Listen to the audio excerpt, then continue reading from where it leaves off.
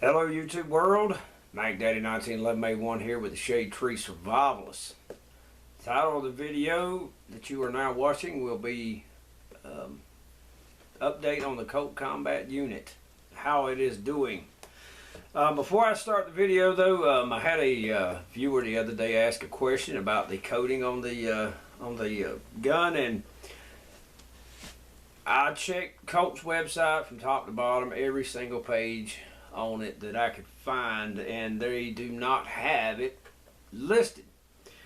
From other online magazines and other resources, I found out that it is supposed to be the Ion Bond's Deco Bond coating, but I wanted it officially from Colt, so I got a hold of the Colt customer representative the other day, and I asked him what the finish was, and he actually said it was black Ion Bond, but it's actually a dark gray, or not IO, but Ion Bond.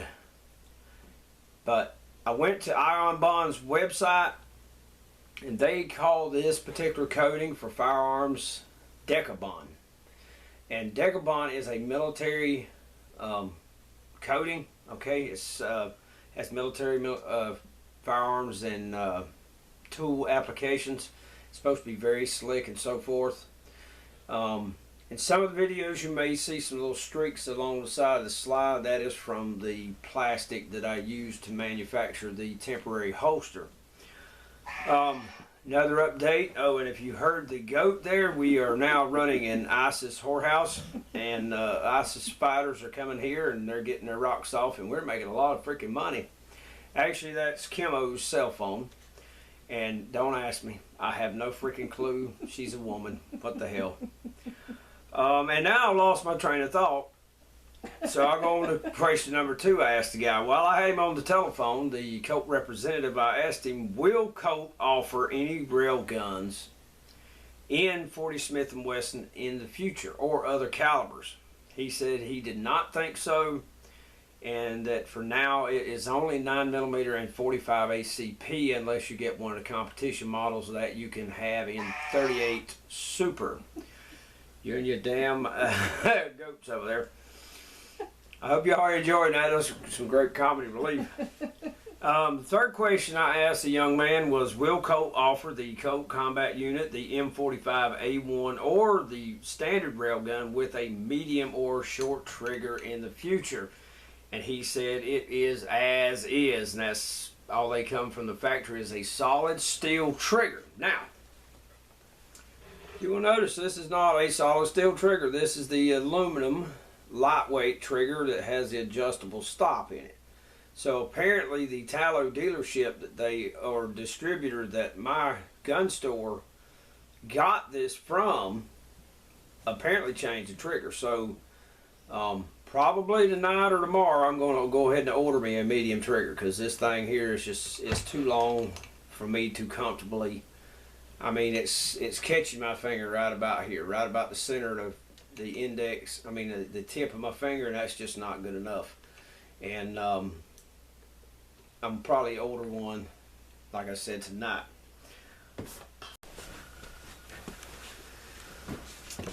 Okay, now that we've got Kimmo to turn her notifications for her text messaging, the humping goat over here, off. I remember what it was I was wanting to tell you guys. I talked to Safariland Holsters this week also, talked to their customer service. They do not make a holster for this gun with this flashlight. Now, they make one for this firearm and the X300 Surefire, but not for this one. However, I found another place that you can actually have it custom made.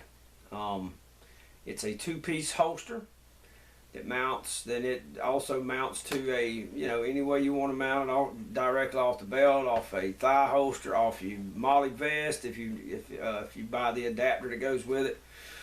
And once I decide if I'm going to purchase that or not, I'll let you guys know, and then of course we'll test the snot out of it. But how is it holding up? I mean, how's it shooting? Because we saw the original results, and they were disappointing, but It's like the long-range precision shooters often say, your firearm is your most honest critic, okay? It's like a computer. Garbage in, if you put garbage in, you're going to get garbage out.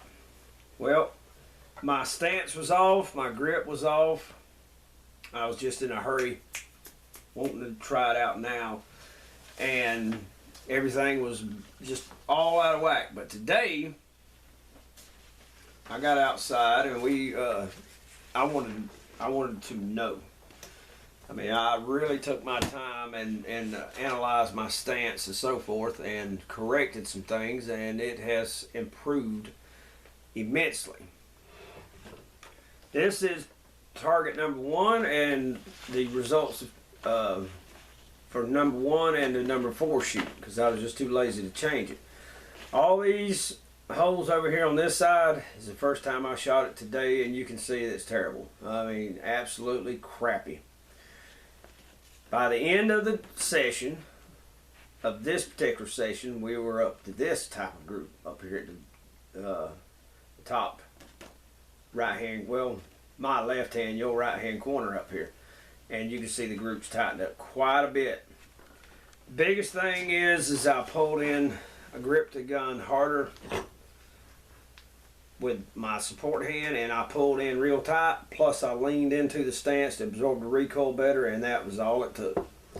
And of course, lined the sights. Now that's the one thing Uncle Fester didn't like about the gun. It has a huge wide rear notch, so you can acquire the front sight very quickly. But the problem with that, it's so wide, it's hard to get that front sight centered dead in it. But what is not as apparent, it's very hard to get the top of the front sight to line up with the top of the rear sight, and that's the reason I keep throwing my shots real low.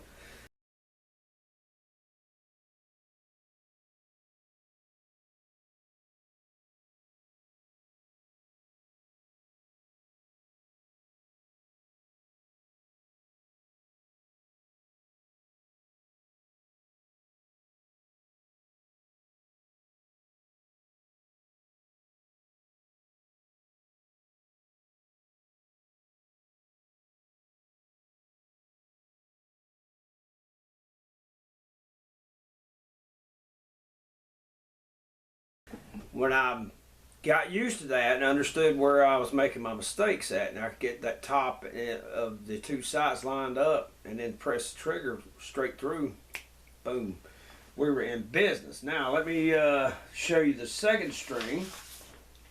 This one here was very impressive. So you can see just a few tweaks, understanding what I was doing wrong, and it really helped out. And of course, yes, I do have separate videos on that, but I wanted to go ahead and do a complete review of it. It's been a really good shooting gun when I do my part. This is the third string, check that out. Just eat it up. And I tore the bullseye. I think I hit the bullseye 3 times. But I'm having to aim at the 10 ring, the small ring in the center around the bullseye. I'm having to aim at the top, put the front sight on the edge of the top of that ring, and then it'll put it right in the hole. So if I aim just a touch higher, I think it would have tore the bullseye completely out. Today I also decided to try out my hollow points, and I've got separate videos on that also, but let me show you guys the after action. I think the most accurate, except for one really bad pulled shot, was the Browning BXP 230 grain jagged hollow point.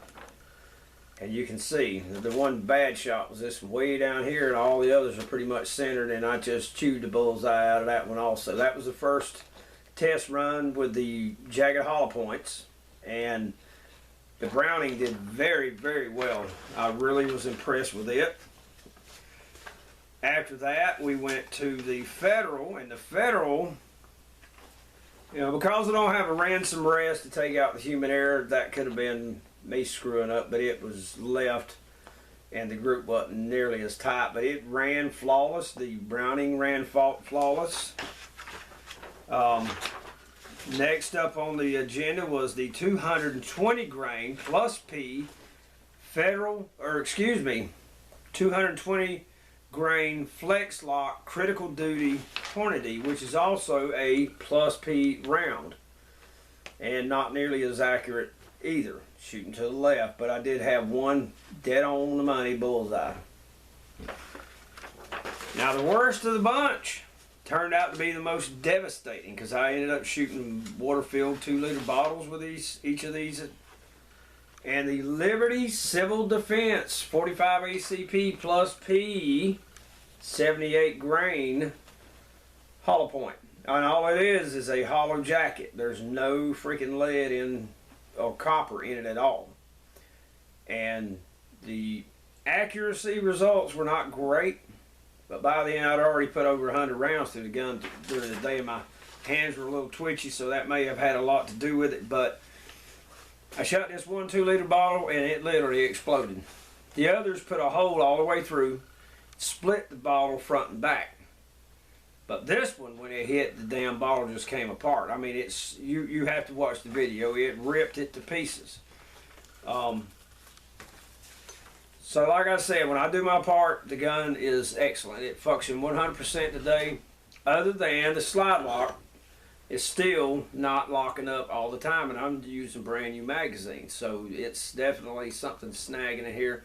But I do have my complete assembly guide for the M1911, and I'm going to go in there and see if I need to maybe shave off a piece of metal or something that's hasn't been rounded off or contoured correctly, and we'll see what happens. But it happened with the Chip McCormick's, the Wilson Combat, and the Colt factory mags. And for those magazines, the 2 Wilson Combats I was using and the 2 Colt are brand spanking new. So I've only had them, what, 3 weeks now, baby? Oh, I don't know. 2 weeks, 3 weeks, whatever it's been since I owned it. Well, it's got to be 3 weeks because I was out on the road one weekend. But so far so good, as well as the Streamlight is doing is fine. I haven't even taken it off the gun. I put it on the gun when I got it, and it's been on there ever since. It's doing just fine. Still learning the gun. We're getting there, folks. We are getting there. But anywho, this is Mac Daddy 1911A1 with the Shade Tree Survivalist, just doing an update on the Colt Combat Unit. 3 weeks or so since I've got it home, and it's doing real well.